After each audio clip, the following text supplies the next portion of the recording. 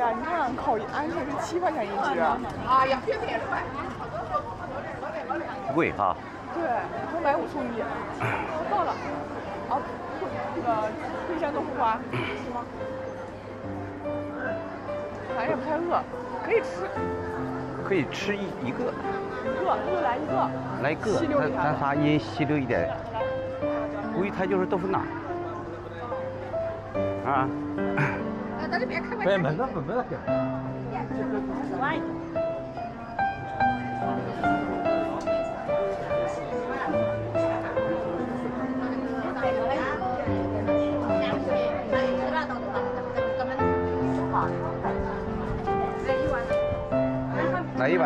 来一碗。给我倒。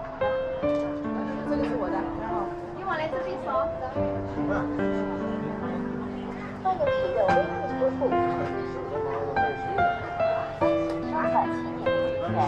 来几碗？就特别有的。2碗。再扣一个勺，再给2勺，我3个人。3个人啊，好 ，OK。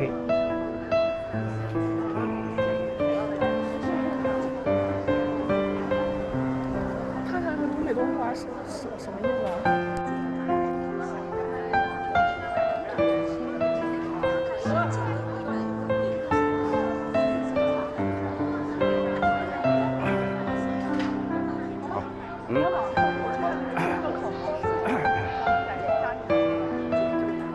杠头。对，就那个。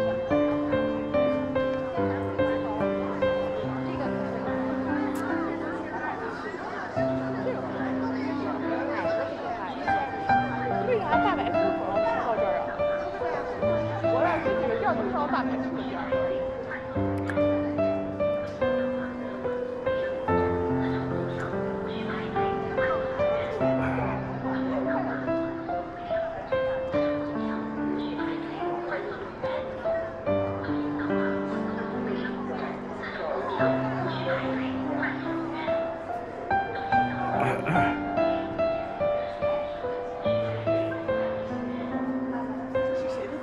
这人家加瓷，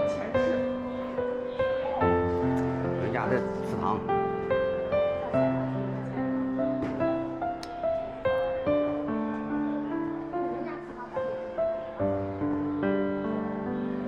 开钱庄的。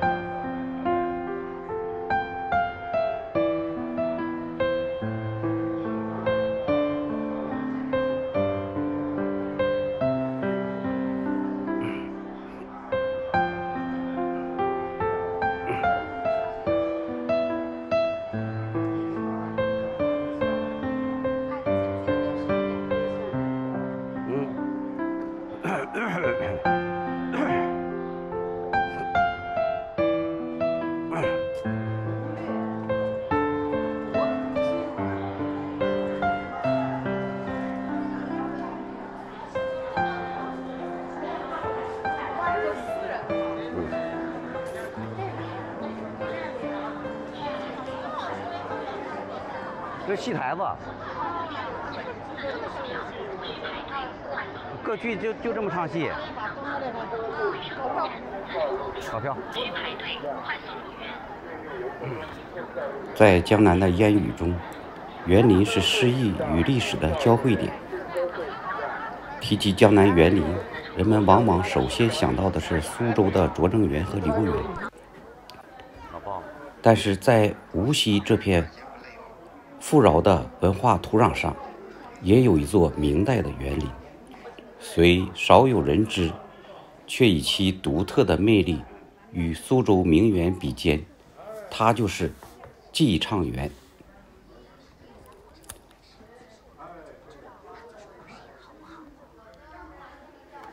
寄畅园这座隐藏在无锡梁溪区的明代园林，仿佛一位地道的佳人，静待有缘人的发现。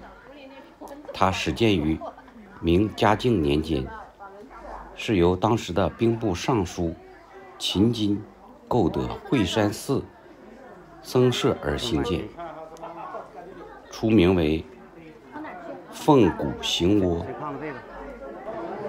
寓意着隐逸在山林之趣风水月，几经译名，至清朝康熙年间，因康熙皇帝题写“山色夕光”匾额，倡议园之名得以流传至今。多漂亮啊！清泉白石自仙境，叫玉。真的。真的就放在这儿，万一谁给偷走了怎么办？真的。往哪走，姑娘？不同于其他名园的是，寄畅园坐落在惠山东路，巧妙地借用了惠山的自然之势，营造出一种宛若天然的景致。到这儿来了，这都是它既具有江南园林的曲折婉转、布局巧妙的特点，又融入了自然之美，展现出一种天人合一的境界。这是南北大气。走进寄畅园，仿佛进入了一幅淡抹浓妆总相宜的山水画卷。对，在规模上，寄畅园或许不如苏州拙政园的壮观，但其妙处在于其移步换景，处处皆是美景。你的假山出自明末清初著名的叠山匠师张南恒之侄，与西山、惠山之势衔接，仿佛真山真水，山上古树参天，为游人提供了一片清幽的避暑胜地。而园中最令人称奇的，要数那长达36米的八音涧。这条黄石叠砌的石涧，因水流处宽窄不一，深浅交替，形成了如金石丝竹般的8种声音。每当水流经过石涧，便如奏响了一曲大自然的颂歌，令人心旷神怡。这岔道怎么弄？分开。然而，尽管寄畅园风光无限，却长久以来被世人所忽视。这或许是与它的低调个性有关，又或许因为它坐落在无锡市内，少了些许游人的喧气。但历史对它的遗忘，却并未影响它在文化上的地位。清朝康熙、乾隆2帝数次下江南时，都曾在此处驻足歇息。乾隆皇帝更是对寄畅园赞赏有加，先后创作了169首诗篇来赞美这个园林。他的诗中如此描述：江南诸名胜，唯惠山秦园最古。这足以证明寄畅园在乾隆皇帝心中的分量。然后2000年春于此地考古挖掘，有地墓并地砖出土，因此此为卧云堂原址。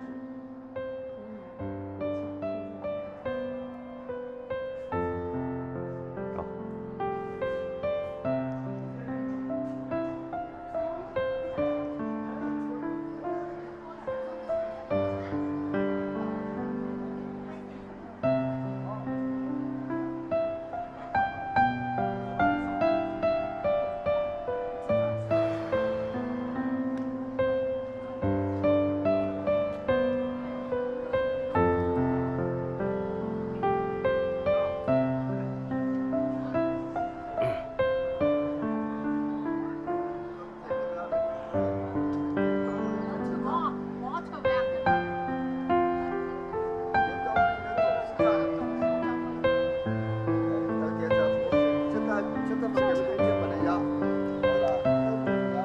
这就是一种龙，这雕的土龙，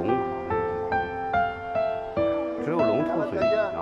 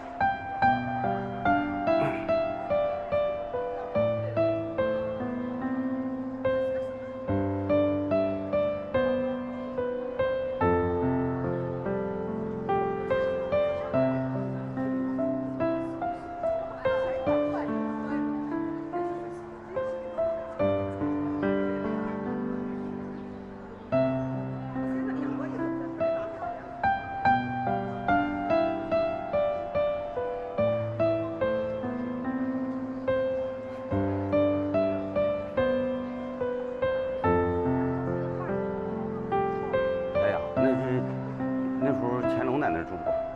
嗯。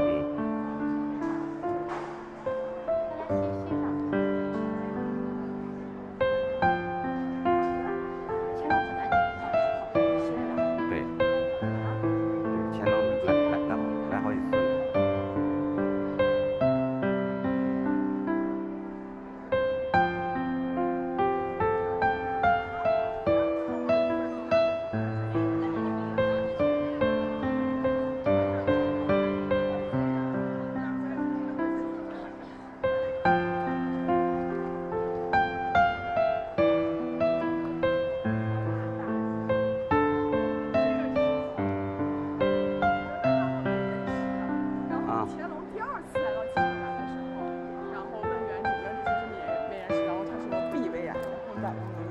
介如风，这是吧？啊，它不是树干，是石头。介如风啊。400年。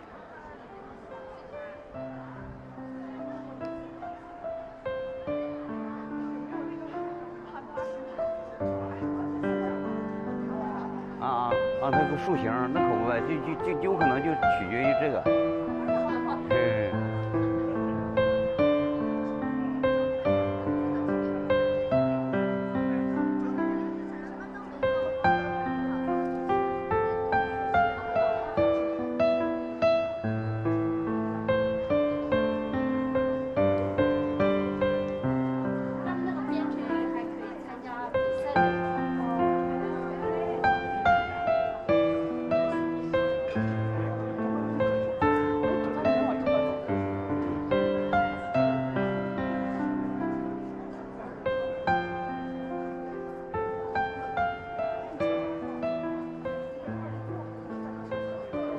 行。